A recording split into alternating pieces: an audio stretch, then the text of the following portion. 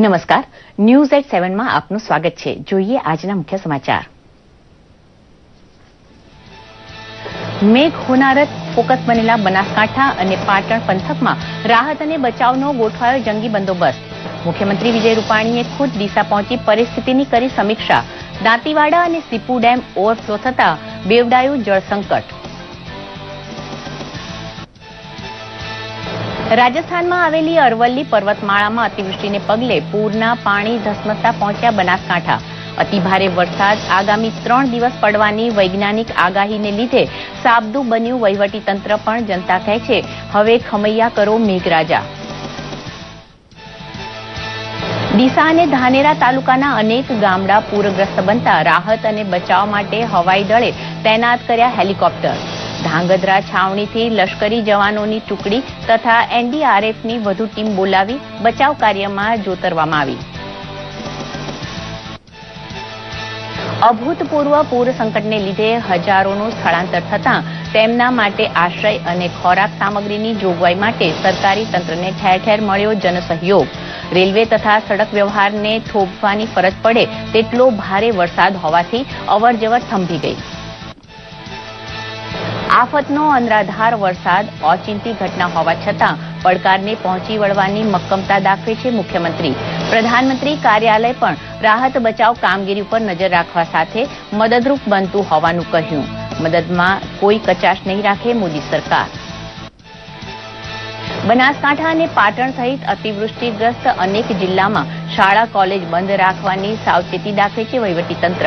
આફતભર્યા સંજોગોમાં ગામ શહેરમાં વસતો દરેક પરિવાર એકબીજાને મદદરૂપ થાય.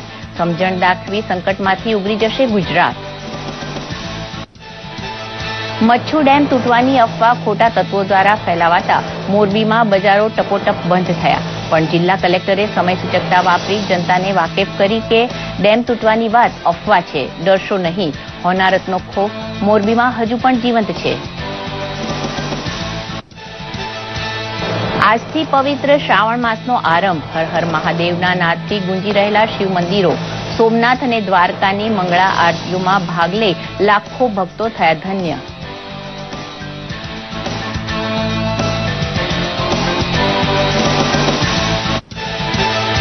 રાષ્ટ્રપતિ પ્રણવ મુખર્જીના દેશ જોગ વિદાય પ્રવચનનું હમણાં સાંજે 7:30 વાગે પ્રસારણ કરશે દૂરદર્શન તથા આકાશવાણી. ભારતના 14મા રાષ્ટ્રપતિ તરીકે રામનાથ કોવિંદનો કાલે યોજાશે શપથવિધિ. જોઈએ સમાચાર વિસ્તારથી.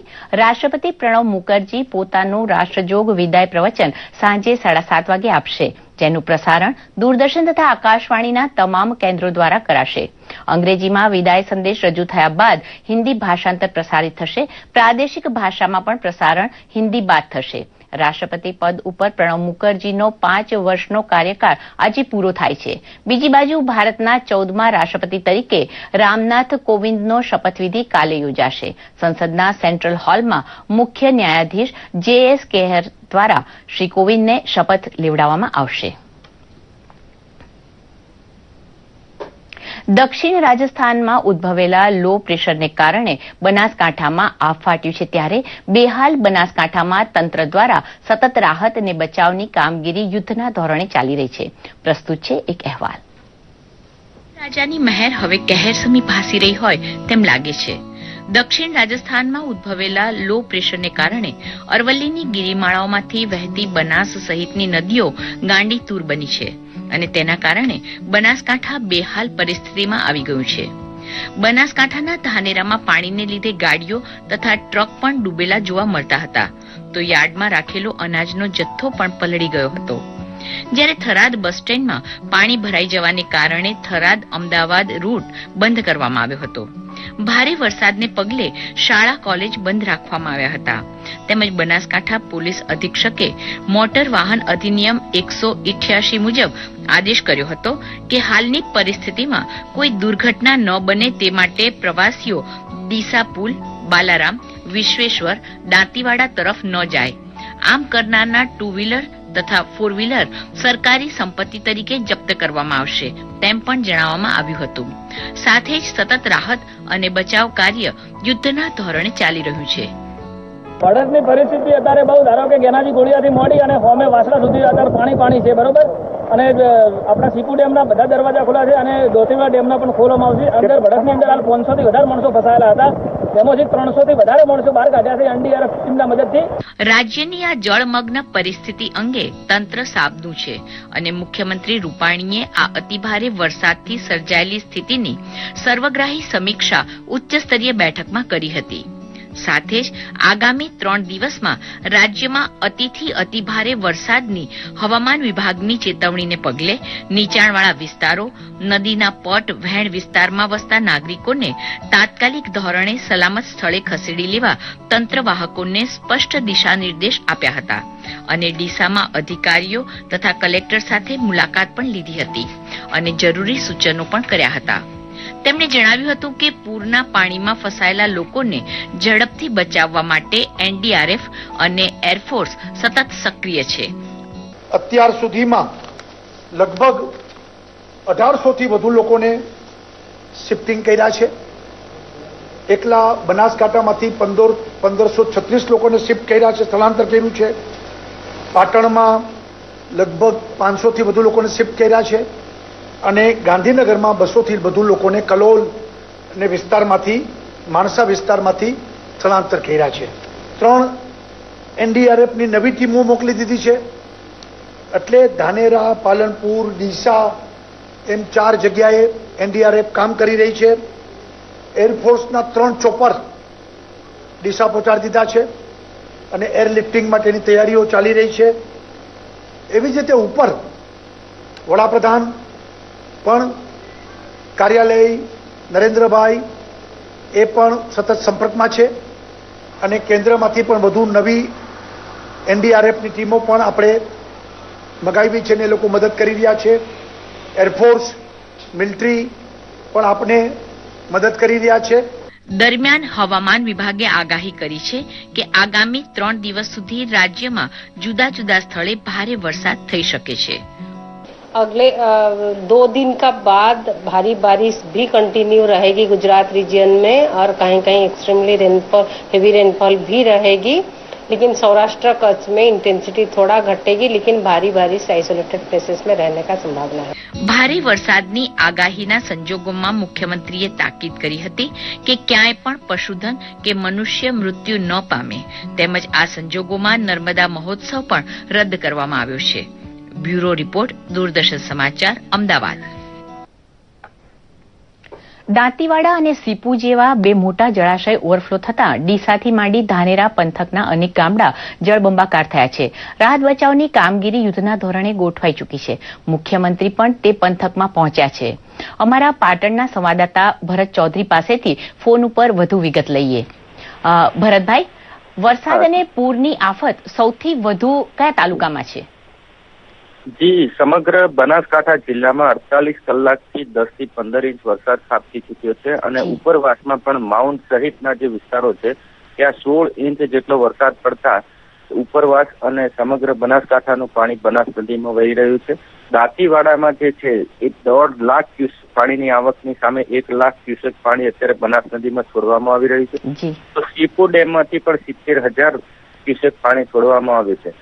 હાલ બનાસકાંઠા જિલ્લામાં જે દાંતીવાડા છે, ધાનેરા છે, લાખણી અને દિયોદરના કેટલાક ગામડાઓ છે એ પ્રભાવિત બન્યા છે અને ડીસામાં પણ કેટલાક ગામોમાંથી અત્યારે લોકોને સ્થળાંતરિત કરાયા છે. 500 લોકોને રેસ્ક્યુ કરી અને બહાર કઢાયા છે. 500 લોકો હજુ પણ ફસાયેલા છે, જેને મોડી સાંજ સુધી તંત્ર ગમે તેમ કરી હેમખેમ કરી અને સ્થળાંતરિત કરવાની કોશિશ કરી રહ્યું છે. બીજા જે ગામડાના જે વિસ્તારો છે એ 1800 લોકોનું સ્થળાંતર કરવામાં આવી રહ્યું છે. તો આ જે પાણી છે પાટણના પણ રાધનપુર વિસ્તારમાં આવી રહ્યું છે અને જેના કારણે 1500 થી વધુ લોકોને સ્થળાંતર કરવામાં આવ્યા છે રાધનપુર, સાતલપુર વિસ્તારમાં. ભરતભાઈ, રાહત બચાવ અને આશ્રયની અન્ય વ્યવસ્થા કેવી છે તે વિશે જણાવશો? આજે 3 હેલિકોપ્ટર, 3 એનડીઆરએફની ટીમો અને 3 બીએસએફની ટીમો જે છે એ લોકોને જાન ના થાય એ માટેને કામ કરી રહી છે અને રેસ્ક્યુ કરી રહી છે. ખાસ કરીને જે 2015ની સ્થિતિ કરતા પણ બનાસકાંઠાની સ્થિતિ અત્યારે ખરાબ છે, એવું કહેવાય તો પણ વધારે નથી. હવાઈ નિરીક્ષણ મુખ્યમંત્રી શ્રી પોતે કરી રહ્યા છે અને તમામ પ્રકારની તંત્ર મદદ કરવા માટે તૈયાર છે બનાસકાંઠાની જનતાને. પરંતુ સૌથી મોટી તકલીફ છે કે બારે મેઘ બનાસકાંઠા પર ખાંગા થયા છે અને એના કારણે જ રાહત અને બચાવ કામગીરીમાં પણ થોડી અડચણો નડી રહી છે. ભરતભાઈ, આપનો ખૂબ ખૂબ આભાર. અને હવે સમાચારમાં આગળ વધીએ. રાજ્યમાં વરસી રહેલા અનરાધાર વરસાદ વચ્ચે મોરબીમાં મચ્છુ ડેમ તૂટ્યો હોવાની અફવા ફેલાઈ હતી. જોકે નાગરિકો આવી ખોટી અફવાઓથી ભયભીત ન થાય તે માટે જાગૃતતાના પગલાં લેતા મોરબી જિલ્લા કલેક્ટર આઈ.કે. પટેલ દ્વારા સ્પષ્ટતા કરવામાં આવી હતી કે ન તો મચ્છુ ડેમ તૂટ્યો છે કે ન ડેમના દરવાજાઓ ખોલવામાં આવ્યા છે. લોકોએ આવી પાયા વિહોણી અફવાઓ પર ધ્યાન આપવું નહીં. તેમણે કહ્યું હતું કે આવા નાજુક સંજોગોમાં આ પ્રકારની અફવા કેવી રીતે ફેલાઈ તથા કોણે ફેલાવી તે અંગે હાલ તપાસ ચાલી રહી છે.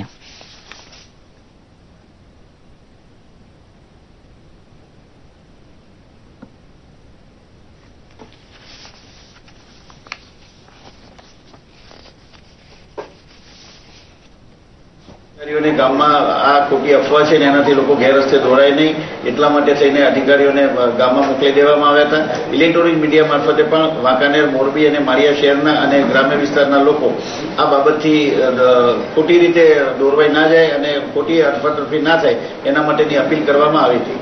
ડેમ સંપૂર્ણપણે સુરક્ષિત છે. ડેમના દરવાજાને અથવા ડેમના બાંધકામને કોઈ પણ પ્રકારના નુકસાન થયેલા નથી અને ભવિષ્યમાં પણ આવી કોઈ પણ બાબત હોય તો કંટ્રોલ રૂમ સાથે એકવાર એ સમાચારની ખાતરી કર્યા પછી જ લોકો એ વાતને સ્વીકારે એવી મારી ખાસ નમ્ર વિનંતી છે.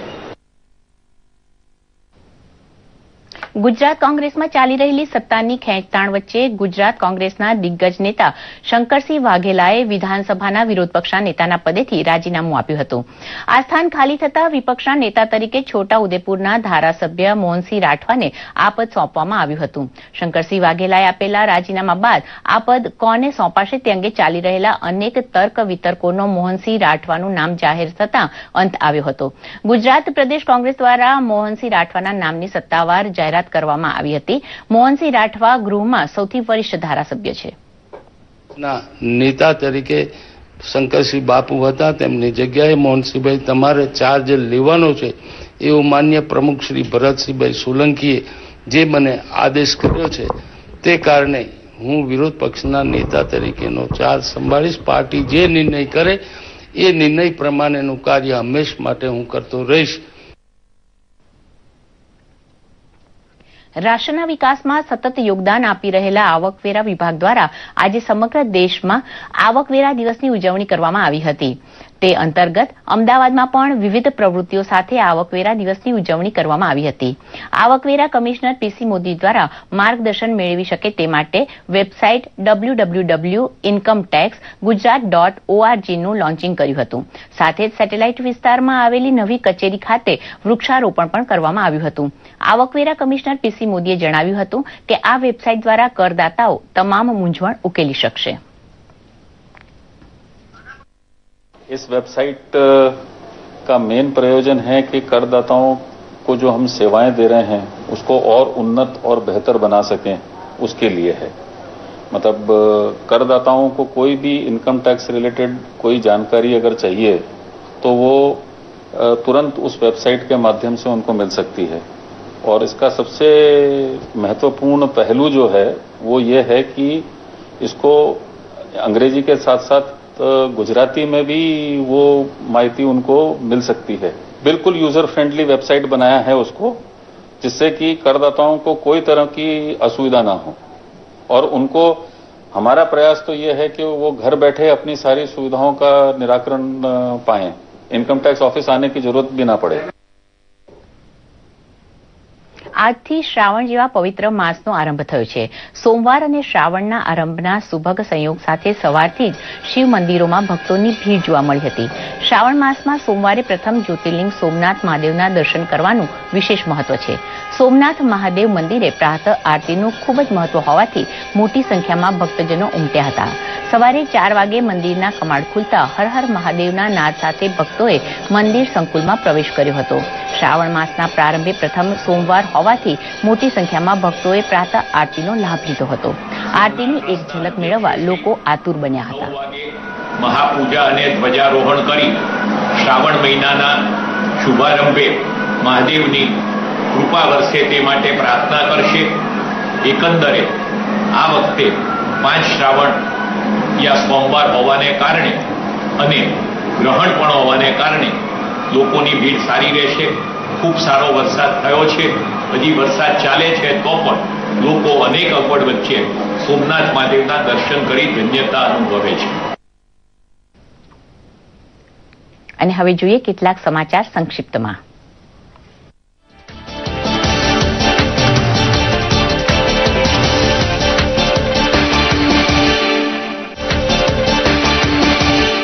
ગૃહમાં ગેરવર્તણૂક બદલ કોંગ્રેસના 6 સાંસદોને 5 દિવસ માટે કરાયા સસ્પેન્ડ. લોકસભાના અધ્યક્ષ સુમિત્રા મહાજને કર્યા સસ્પેન્ડ. ગાઝિયાબાદ નઠારી હત્યાકાંડમાં સીબીઆઈ અદાલતે મુનિંદર પંઢેર અને સુરિંદર કોળીને સંભળાવી ફાંસીની સજા. કોર્ટે આ મામલે બળાત્કાર બાદ કતલના મામલાને ગણાવ્યું નિર્દય. ઇરાકના વિદેશમંત્રીએ રાજધાની દિલ્હીમાં સુષ્મા સ્વરાજ સાથે કરી મુલાકાત. વાતચીત દરમિયાન ઇરાકમાં ખોવાયેલા ભારતીય અને ઇરાકના પુનઃનિર્માણમાં ભારતની ભૂમિકા વિશે ચર્ચા કરાઈ. શ્રીનગરમાં ડીએસપી અયુબ પંડિતના હત્યાકાંડ મામલે 20 આરોપીઓની કરાઈ ધરપકડ. મુખ્ય આરોપી સજ્જાદ ગિલકારને સુરક્ષા દળોએ કેટલાક દિવસ અગાઉ થયેલી એક અથડામણમાં કર્યો હતો ઠાર. એનઆઈએએ આતંકીઓને ફંડિંગના એક મામલે અલગાવવાદના 7 નેતાની કરી ધરપકડ. બધા આરોપીઓ પર ઘાટીમાં હિંસા ફેલાવવા માટે ફંડ એકત્ર કરવાનો છે આરોપ. શ્રાવણ મહિનાની શુભ શરૂઆત. વારાણસીના પ્રસિદ્ધ વિશ્વનાથ મંદિરમાં વહેલી સવારથી જ શિવ ભક્તોની જોવા મળી ભારે ભીડ. બમ બમ ભોલેના નાદથી ગુંજી ઉઠ્યું શિવાલય. અફઘાનિસ્તાનના કાબુલમાં થયો કાર બોમ્બ વિસ્ફોટ. 33થી વધુ લોકોના મોત, 40થી વધુ થયા ઘાયલ. ઇન્દિરા ગાંધીએ લાદેલી કટોકટીનું વિષયવસ્તુ ધરાવતી ફિલ્મ ઇન્દુ સરકાર સામે થયેલી જાહેર હિતની અરજીને બોમ્બે હાઈકોર્ટે ફગાવી. હવે 28મી જુલાઈએ રિલીઝ થશે ફિલ્મ ઇન્દુ સરકાર. એચએસ પ્રણોએ જીત્યો અમેરિકન ઓપન બેડમિન્ટન ખિતાબ. ફાઇનલ મુકાબલામાં પી કશ્યપને આપી માત. આ ટુર્નામેન્ટને જીતનાર પ્રણોય પહેલા ભારતીય ખેલાડી છે. શેર બજારમાં શાનદાર તેજી. સેન્સેક્સ 200 અંકના ઉછાળા સાથે 32,245 પહોંચ્યો. નિફ્ટી 51 અંકની મજબૂતી સાથે 9,966ની નવી ઊંચાઈએ જોવા મળ્યો.